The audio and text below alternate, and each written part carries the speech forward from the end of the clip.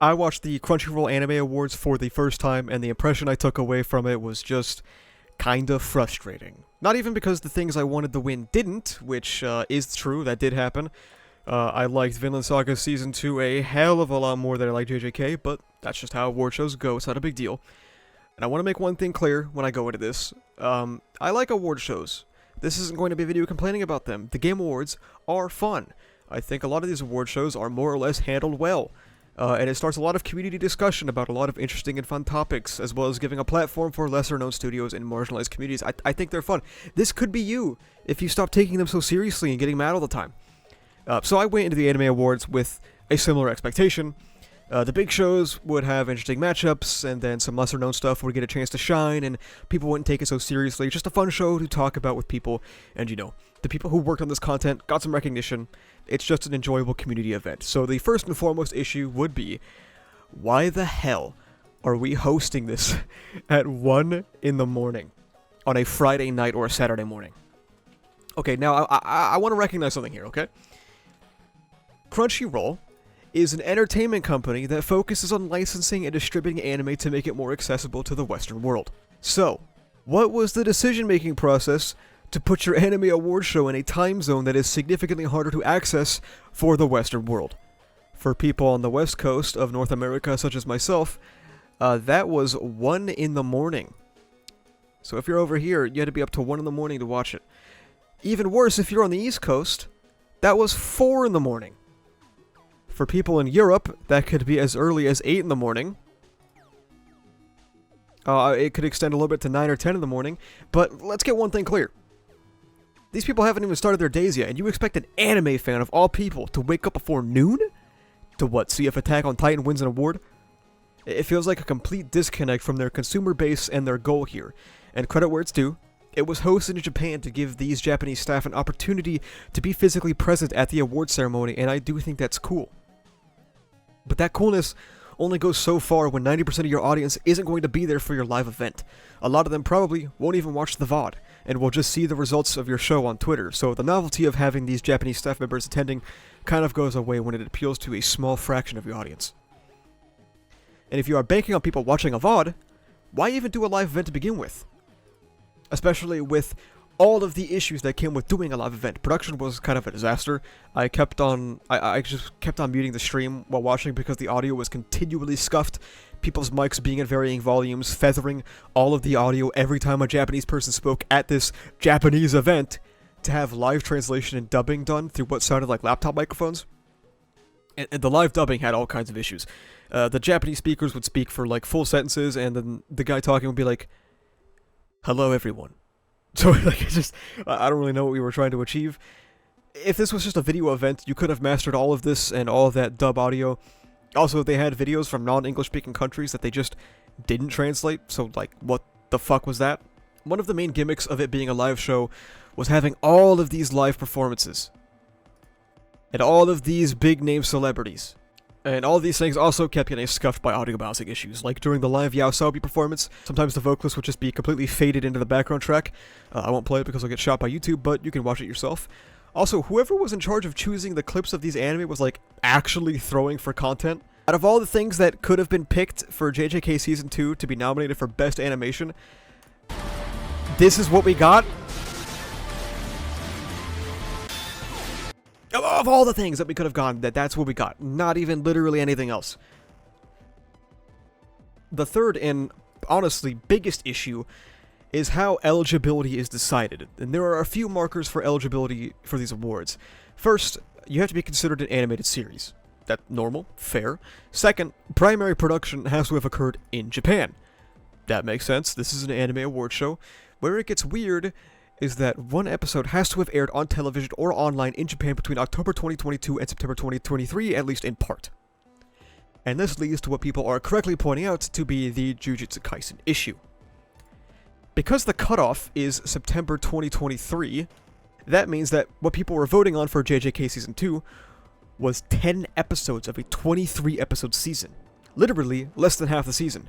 But you'll note, many people are saying this award show happened March 2nd, 2024, 6 months after the deadline. Meaning JJK Season 2 has finished. So on the surface, What is running in this award show are 10 episodes of JJK Season 2, but what people are talking about and weighing are all 23 episodes. And the next 13 episodes could possibly be included in the 2025 awards. So JJK really just gets to double dip.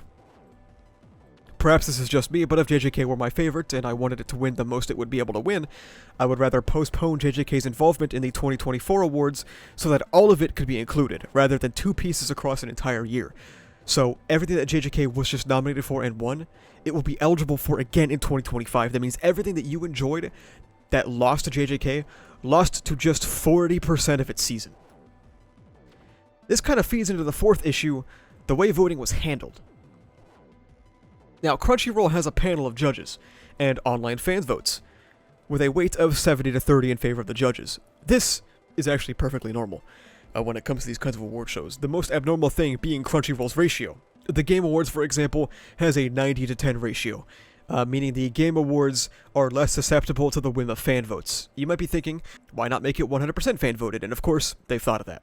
For the Game Awards case, it's partially because of platform exclusivity, creating an inherent advantage for multi-platform titles. Additionally, it's because a panel of judges are less likely to be socially engineered. For example, when ReZero Season 3 comes out, I could be screaming as loud as I possibly could for everyone and their mothers to go vote for it, create bots to vote for it, etc., until it turns into the Asaratha HS Award Show instead of the Crunchyroll Award Show, where my community dictates how this show goes. Having a select group of judges insulates them from that possibility, while not completely negating the pull of the fans' choices around the world. Especially with them having entirely voted categories from the Game Awards like fan choice, I think, for indie games and stuff like that, which is a really cool category that I wish Crunchyroll had. Like I mentioned earlier, if it was 100% fan choice, everyone would be voting for JJK Season 2 as if Shibuya aired, and I mean shit, they were probably doing that already, and we can't even rule out the idea that these judges were doing the same thing. The Game Awards also has a pretty vetted list for its jury, having a representative from like every massive gaming journalist outlet, basically from all around the world. You'll see here, this is the United States, or this is the Americas, I believe. This is the UK. Here we have Argentina, Australia, all kinds of stuff. It's full of, again, journalists and critics who spend their time playing all of these games and having well-informed opinions. Ultimately, it's all going to be subjective, but it's going to be less surface level than thousands of Twitter warriors with agendas. Crunchyroll? The judges list is just a bunch of people. I'm sure a lot of these people on this list are totally valid picks to be on here, and I'm not going to single anyone out, because that would feel kind of rude, but a lot of these people end up nominating the same things for, like, every single category, as if they don't watch anything. Because, explain to me how the fuck Nezuko gets nominated for anything in any realm of vocal performance. And you expect me to believe that these people are watching all of the anime currently airing. How the hell are we nominating Hell's Paradise for Best Art Direction? Was it for the 3 times in the show that production wasn't visibly collapsing?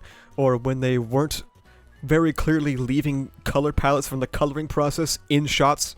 To make matters even worse, let's think about how much this event cost altogether. For comparison's sake, a YouTuber, Ludwig, put together a chess boxing event where some influencers came around, they played chess, and they beat the shit out of each other for a couple hours, and that cost $1.5 million. A company putting together an award show with this giant venue, all of these big name stars and all of these musical performances and all this stuff. Can you imagine how much this cost?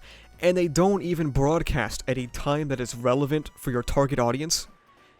And yet they still don't want to pay their translators. Link to this video will be in the description below.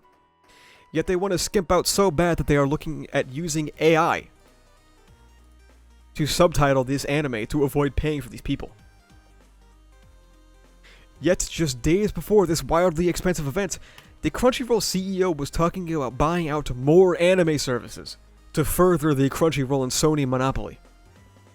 I really think award shows are a lot of fun, when they aren't hosted by companies that at every moment possible show you who they really are before hiding it behind a big flashy event with tons of big names and musical events, while actively working to cut people's jobs and solidify their monopoly, and also just actively partaking in anti-consumer activities. The event was poorly managed, poorly produced, poorly communicated, and poorly decided, and I think it would be really cool for the anime community to have more passionate events. Thank you for coming to this first of maybe many rant videos. Thank you so much for watching. If you like this video, please remember to like, comment, and subscribe for the funny YouTube algorithm. You can also become a YouTube member, which gives you access to behind-the-scenes content, a badge on comments and livestream chats, as well as the use of emotes and videos before their actual release.